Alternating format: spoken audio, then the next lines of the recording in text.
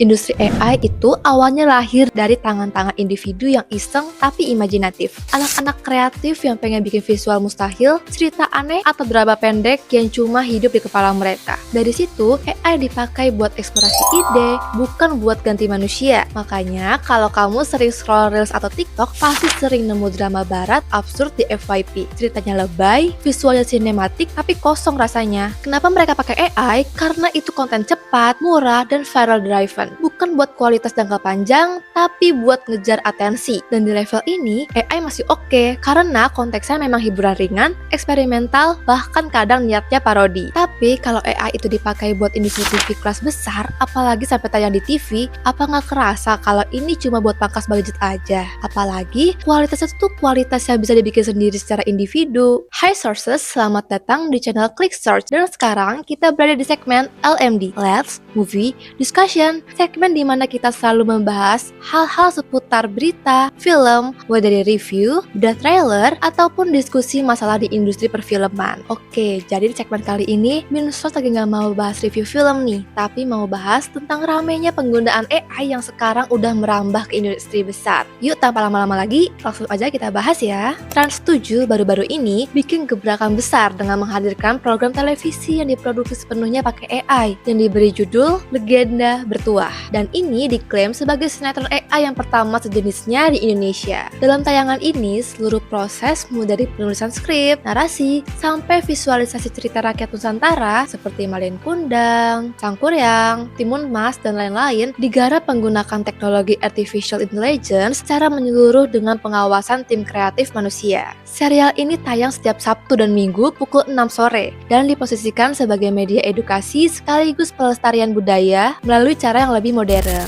Masalahnya ketika alat yang awalnya buat main-main ini malah diadopsi lembaga besar dari instansi, brand, sampai stasiun TV nasional. Titik ini, logika publik mulai kebalik. Kok yang punya duit malah jadi pakai jalan pintas yang biasa dipakai kreator individu ya? Apalagi ketika AI yang dipakai itu masih mentah, gerak kaku, emosi kosong, dialog kayak hasil prompt. Ini bukan soal anti-AI, tapi soal standar. Kalau AI dipakai buat bantu riset visual atau praproduksi, nggak ada yang ribut. Tapi ketika AI jadi wajah utama tayangan TV tanpa polesan artistik yang matang, kesannya bukan inovasi, tapi pangkas budget terang-terangan. Bandingin deh sama ikan-ikan marjan menjelang Ramadan. Dari dulu sampai sekarang, marjan konsisten bikin ikan yang rasanya kayak short movie. Cerita keluarga, konflik sosial, emosi keagamaan, semuanya digarap serius, pakai aktor beneran, sutradara film, penulis skenario, sinematografi kelas atas. Berdasarkan liputan industri periklanan dan wawancara pelaku kreatif, biaya produksi ikan marjan itu bisa tembus miliaran rupiah per tahun, tergantung konsep dan durasi. Dan yang jelas, dari budget marketing tahunan marjan sendiri, bukan patungan, bukan subsidi. Walaupun angka pastinya tidak diumumkan resmi oleh pihak marjan, banyak laporan dan estimasi menyebut bahwa ada estimasi sampai perkiraan 46,1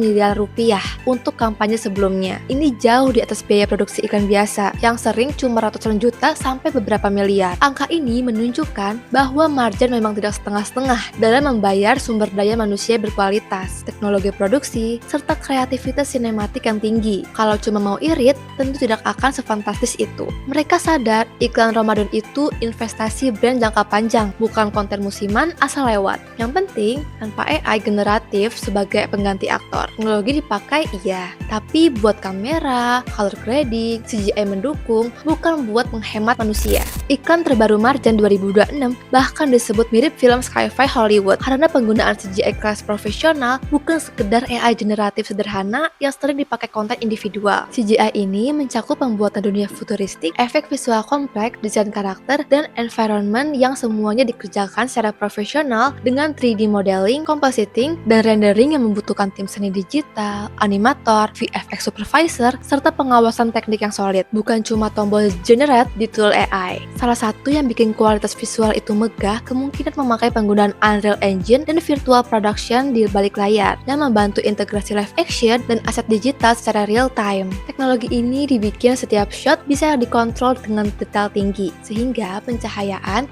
efek, dan kamera bisa sinkron dengan benar sebelum finishing. Sekarang kita tarik napas, lalu Lalu bandingin lagi dengan tayangan TV yang ketahuan pakai AI generatif mentah. Biayanya, kalau bicara realistis, produksi video AI generatif level yang viral-viral itu bisa jalan di kisaran ratusan ribu sampai beberapa juta rupiah per episode, tergantung tools dan durasi. Bahkan individu bisa bikin dari rumah. Secara visual, gerak kamera, tekstur wajah, lighting, sampai cara manusianya ngomong, memang kelihatan banget gaya video generatif kelas Google Veo atau model sejenis. Sinematik, halus di frame awal, tapi begitu ada ekspresi emosi, kosong. Itu tipe visual yang sekarang bahkan kreator individu non-korporat pun bisa bikin, asal punya akses model AI generatif video atau prompt yang rapi. Jadi wajar kalau publik pikir, lah, ini kok kayak karya AI YouTuber, bukan produksi stasiun TV nasional ya?